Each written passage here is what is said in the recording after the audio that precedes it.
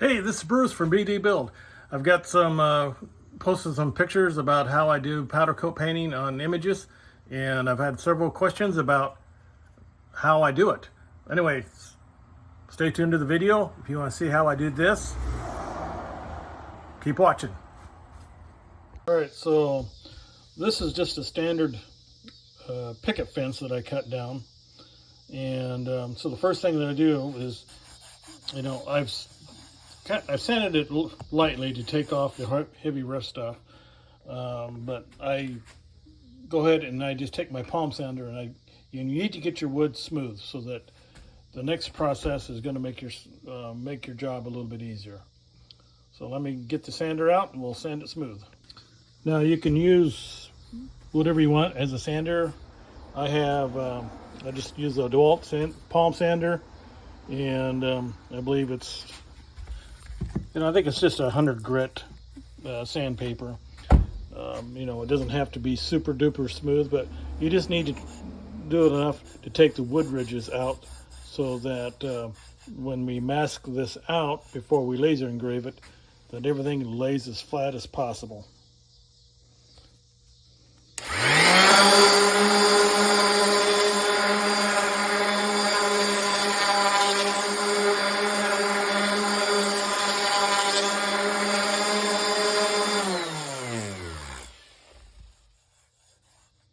Okay, and so that's all there is to sanding that. It's nice and smooth. So the next step is that we're going to get the masking tape on it, but we need to get this clean so there's no dust on here, because we want your masking tape to stick. Sorry, holding the camera with one hand and trying to work in the other, so it doesn't always work. All right, perfect. All right, so now we're going to get out the masking tape. All right, so I forgot to turn the camera on applying the masking tape. So the masking tape is a 6-inch wide masking tape, and you can use smaller tape if you want to. It just, if you got smaller strips, you just have to keep laying strip after strip and just make sure you butt the strip as close as you can to the other one so there's no gap. You can put a little bit of an overlap on it if you want to, if you've got smaller masking tape. But I will warn you that can leave a higher ridge when you have to laser engrave it. So, try not to do that. Just get it butted as close as you can. But anyway, when you lay the tape down on the wood, I kind of pat it down, and then this just makes sure everything lays flat and there's no air bubbles in it. And then at this point, I can take it to the laser engraver, whatever laser engraver you have, laser engrave the board. And you want to get a good burn into the board.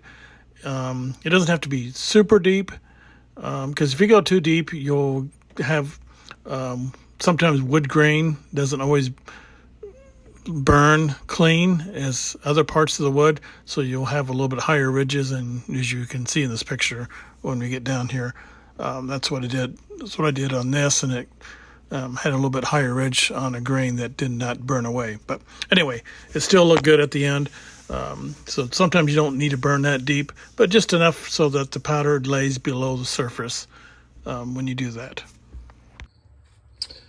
All right, so just got done engraving, and this is what we're left with. So now the next step is we're going to fill this image with the powder coat paint, and I'll show you the process on how I do that and get a nice result at the end, hopefully. All right, so I use the Harbor Freight, and here it is. So if you want to go to Harbor Freight and pick it up, it's the matte black powder coat paint. And then I use a stick to get it on my image. And then you can use a spoon or whatever. This is just what I'm using. And then I have these business cards that I've laser engraved, but you could use a credit card or anything like that. Anything of a rigid surface to help spread out the powder coat paint so that we have an even coating. All right, so now we're going to apply this. And it doesn't take a lot, guys. We're going to try this much. And then, oh, I forgot to mention, then I have a sponge brush. So sponge brush, I do this with it. Move the powder coat around, fill up the cracks.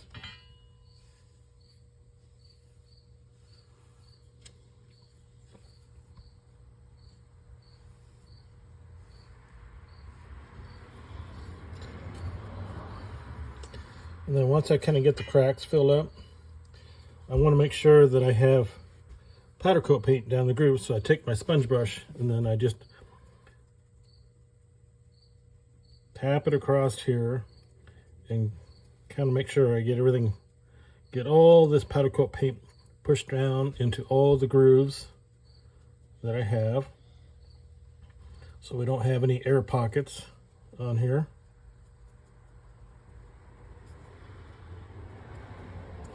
I go one way and then I turn my brush and go the other way. It doesn't take a lot. All right. So once I've done that, then I take my card and I go across the image.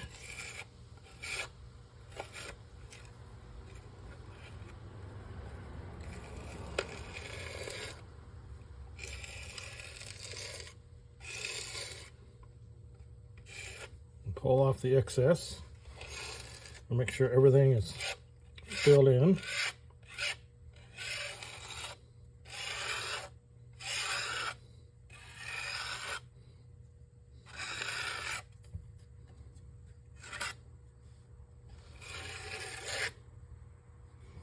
And just like that.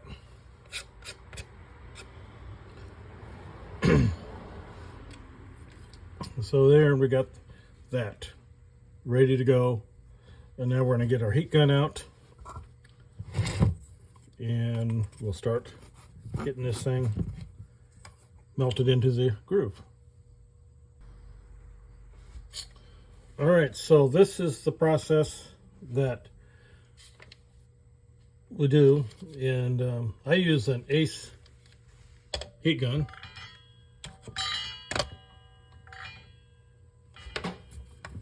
And I think there's other heat guns out there, but this seems to work good. It's not real expensive, and has two settings. So we got setting 1 and 2. 1 is the low speed, 2 is the high speed. So I kind of learned that low and slow is the way to go on here. So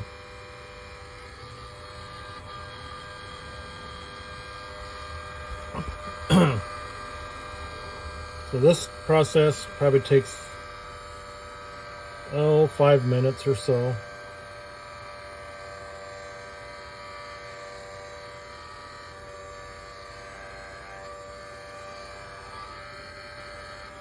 I need to do a little bit more here. I think I got unevenness. There we go. I think I got it. All right, try this again.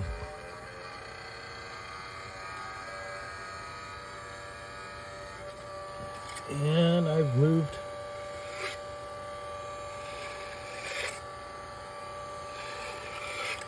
There we go. I think I have it. We'll see.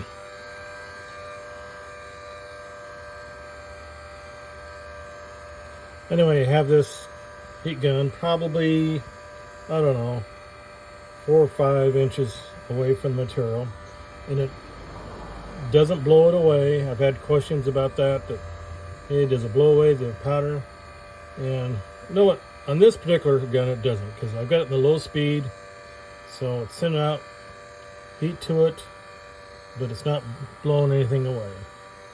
Anyway, I go, as you can kind of see, it's starting to turn colors now. I go one direction and then I go the other direction with it. And how I can know that it's ready, that I'm done, is that when it starts to glisten, it's usually a good indication that I've melted the powder and it's ready to go.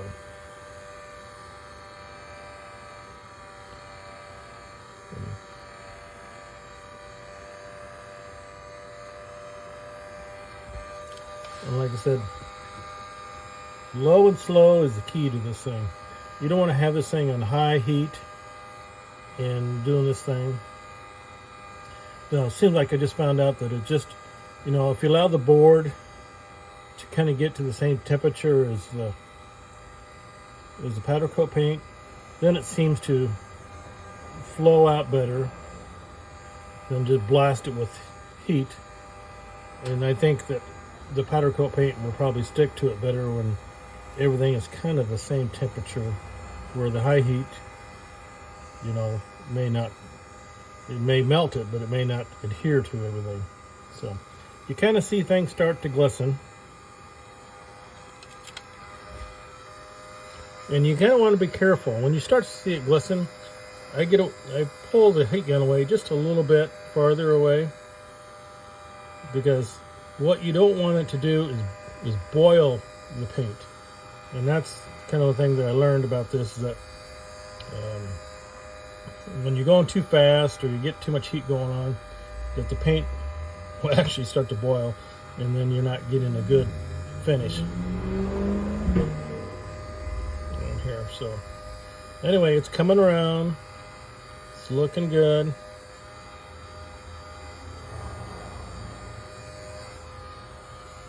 And I think I'm about ready to color quits here in a second. I got some dull areas that I'm going to concentrate on. And if I see it, chance that it's going to start to bubble, I kind of pull the gun away a little bit.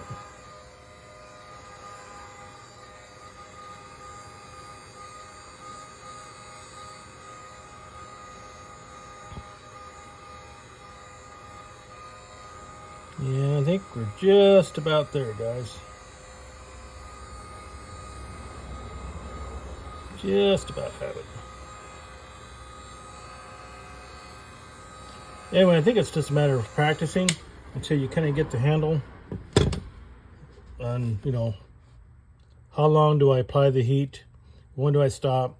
When do I pull the gun away from the powder so that we're not boiling it? And, get some practice pieces, and that should help out. And we're going to let this cool down and before we pull the tape. So it's kind of important, let it cool down. All right, so now it's the reveal time. So pull the tape off.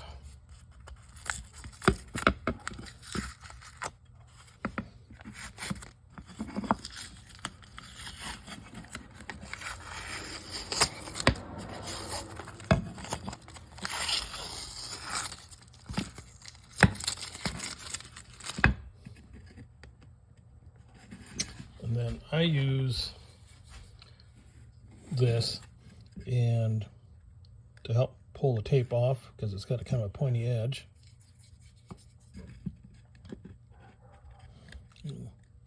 Get underneath it.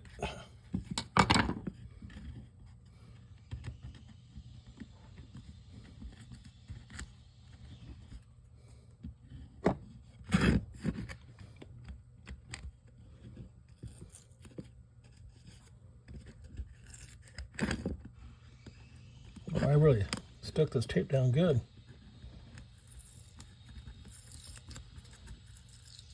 And you pull slow on the tape around the images so that it pulls off evenly.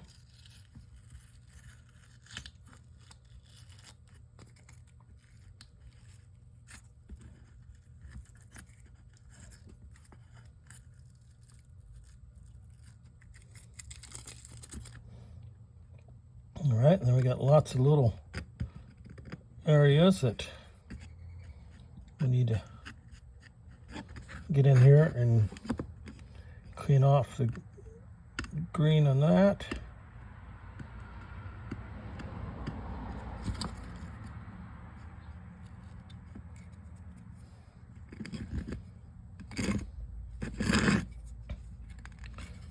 Let's get all the big area.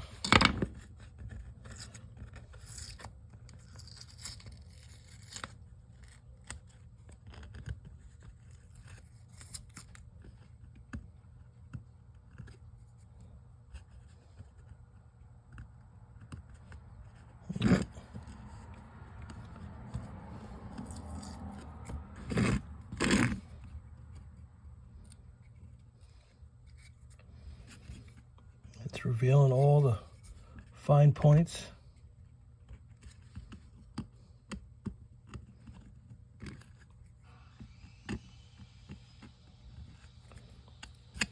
All starting to come around.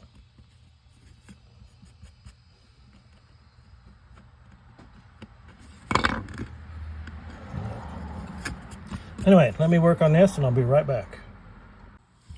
All right, so here's the finished product after I got the tape pulled off of here.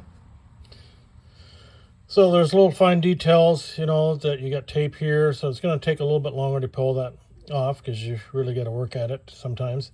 But I know this tape that I bought off Amazon, it's a little bit stickier than I would like. So it did pull off a little bit harder than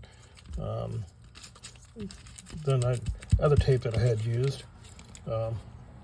So I guess patience, just need to be a little more patient with it and maybe not press down so hard on the next one that I'm going to do. But anyway, so this is the end result, guys. So, you know, it looks good. You've got a lot of the fine details showed up really nice after you pull the tape. So anyway, give it a whirl. That's how I do mine. It's been working out good. So if you don't mind, you know, you can go to my Facebook page, BD Build 2110, see some of my other work that I've got going on. You know, and like the page, that'd be awesome if you would do that. And then like I said, this will be posted on YouTube, so you know, like and subscribe that page as well. So hope this all works out for you guys. Give it a whirl, get some test pieces out, try it, and then once you think you've got it nailed down, then do it for the real job. So anyway, everybody, thanks for asking about how I did it. And if you have any other questions, just shoot me an email or post a comment. So, thank you.